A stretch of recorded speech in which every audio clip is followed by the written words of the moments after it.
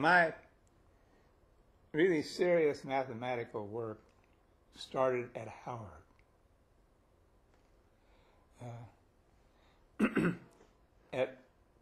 At Howard,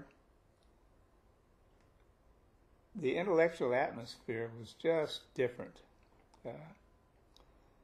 Not just in mathematics, but in other fields too. But the man who brought me to Howard was named Dudley Woodard. He was an interesting fellow. He, at the age of 45, stepped down from the deanship at Howard to go to the University of Pennsylvania to work for a PhD in mathematics. He got his PhD in about 3 years and came back to Howard, not as a dean, but as a professor of mathematics. Now that was a two-step demotion. Being demoted from dean to chairman or head would be a one-step demotion. But being demoted from dean to just an ordinary professor was a two-step demotion. It was a big demotion. But Woodard did that because he was interested in being a mathematician. And you came into that kind of atmosphere. Yeah. When you say that the atmosphere at Howard was different at that time, what do you mean? That there was a lot of emphasis on scholarship. At Southern, it was just a purely teaching institution, purely undergraduate teaching. At Clark, it was a mainly teaching institution, some graduate work, but no emphasis on research. The idea was to get a PhD and that's it. At Howard, getting the PhD was just a starting point. Much more intellectually stimulating and challenging. And as I say, the man who inspired me at Howard was Woodard.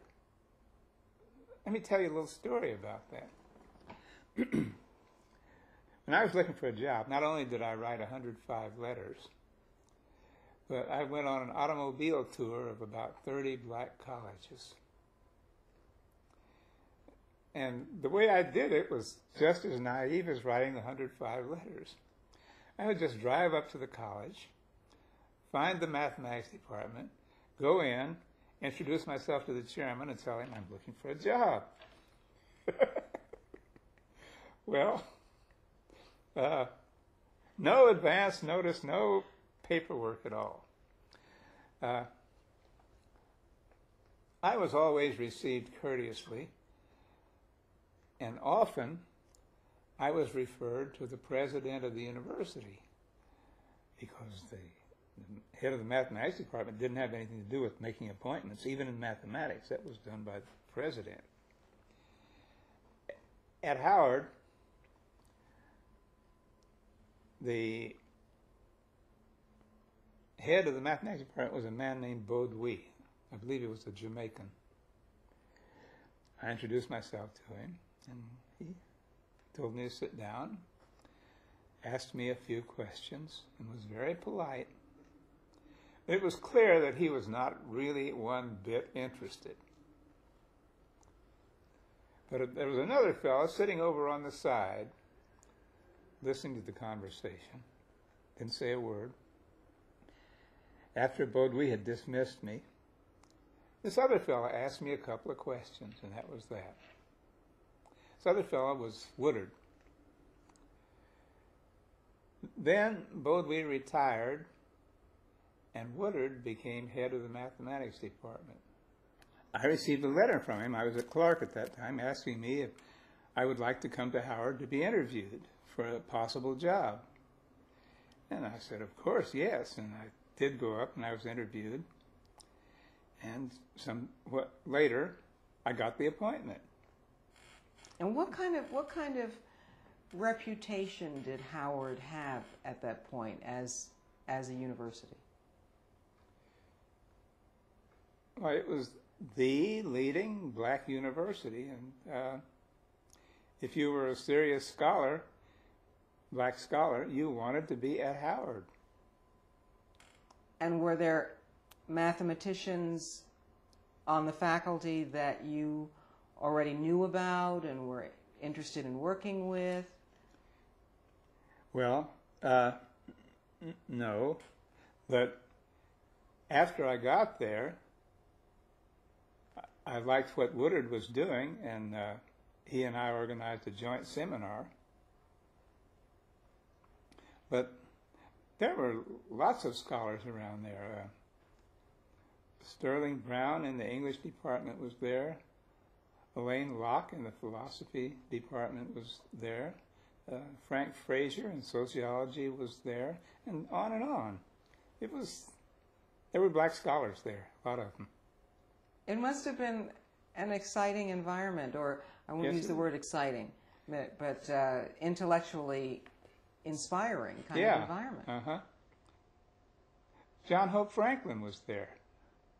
He and I were young colleagues together at Howard. It was exciting. And it sounds as if it was also fairly rigorous in terms of the level of scholarship that was expected. Oh, that's right. You were expected to do research. I think the programs were of high quality. A master's degree in mathematics from Howard had about the same standards as a master's degree in mathematics at the University of Illinois, certainly.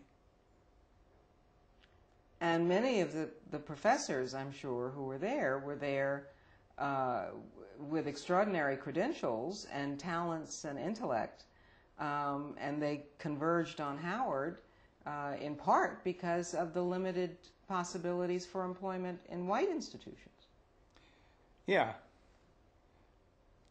As I say, at most black institutions at that time, the goal for a faculty member was to get a PhD. After he had a PhD, that settled it for him. He had it made.